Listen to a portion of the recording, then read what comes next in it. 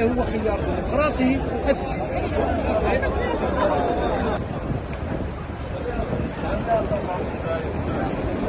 نظام انذاري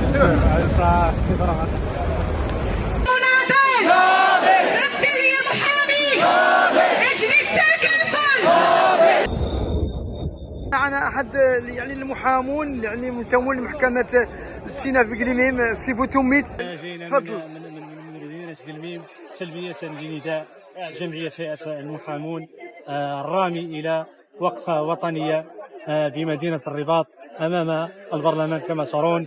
اذا تنديدا بهذا المشروع الذي يحمل بطياته مجموعه من المقتضيات التي تمس حصانه الدفاع واستقلاليه مهنه الدفاع الى جانب يعني المساس بمجموعه من الامور ما هو حمايه اجتماعيه للمحامي ومجموعه من المقتضيات. اذا كما ترون المحامون حجوا من مختلف ربوع المملكه، وهذا ان دل على شيء انما يدل على رفضهم القاطع لهذا المشروع، وانهم غير معنيين بهذا المشروع بهذه الصيغه التي فيها هو حاليا. وشكرا لك. الاستاذ بدر أقرف، محامي متمرن بهيئه المحامين لدى محاكم الاستئناف باكادير وقليميم والعيون.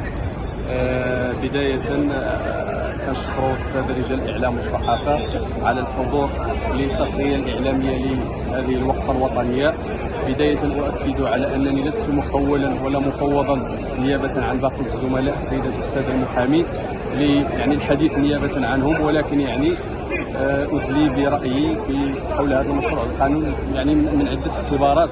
أول اعتبار يعني كوني كمواطن مغربي معني بمختلف القوانين التي يعني تحت مسطرة التشريع أو التي يعني سارية النفاذ، ثم كذلك يعني باعتباري خريج كلية علوم القانونية والاقتصادية واجتماعية تخصص العلوم القانونية، كمهتم بالشأن القانوني وكرجل قانون. وباعتبار اخر الا وهو اني يعني شاب حديث العهد بالولوج الى مهنه المحاماه، وبالتالي ان مشروع القانون المنظم لمهنه المحاماه يعني سيسري لا محاله على لا الساده يعني المحامين القيادمه ولا حتى على يعني الوفود والافواج الجديده من المحامين.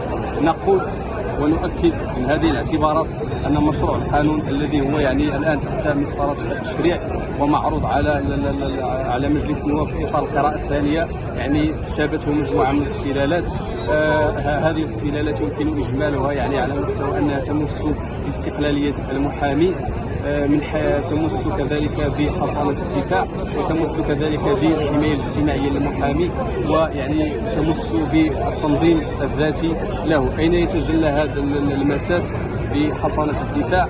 عندما يعني نتحدث على يعني عندما نظم المشرع على سبيل المثال لا الحصر، نظم المشرع جرائم الجلسات فيما يتعلق بالإخلالات التي يعني يمكن أن تصدر عن المحامين بمناسبة ممارستهم لمهامهم. الأصل هو أن المحامي لا يساءل لا مدنيا ولا قانونيا ولا جنائيا عما يصدر عنه في إطار الدفاع عن مصالح موكليه، إلا استثناء المشرع توسع في هذه الاستثناءات، لم يحصر ولم يورد على سبيل الحصر الاختلالات التي يعني يمكن اعتبارها أن تكون محلا للمساءلة. الدولة المغربية التي نعتز بها لا يمكنها أن تفتخر بمحاماة ضعيفة.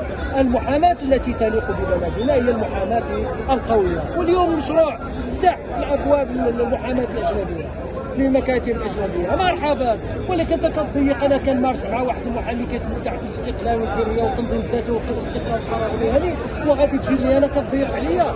لا يمكن. وبالتالي فاننا سنناظر سنكافح ولن نستسلم ابدا بمواجهه هذا المشروع الذي نقول اذا كتب له ان نظر فانه سوف لن يعنينا ولا يهمنا هذا القانون، وسنصعد الى اقصى ما يمكن، وسيتحمل المسؤوليه من تسبب في هذا. لان المشكل الكبير الآن هو مشكل أزمة ثقة، أزمة حوار. لأن الحوار والمقاربة التشاركية الدستورية هو مبدأ دستوري في إطار الديمقراطية التشاركية. كيتقارموا، ولكن في نفس الوقت في الدول الديمقراطيه على الاقل من ما كيخرج على التوافق يجاوبك على الاقل يقول لك علاش. وبالتالي فان ما حدث هو مجزره تشريعيه، هو عنف تشريعي، هو اغتيال للمحاماه. لن نسكت ولن نصمت امام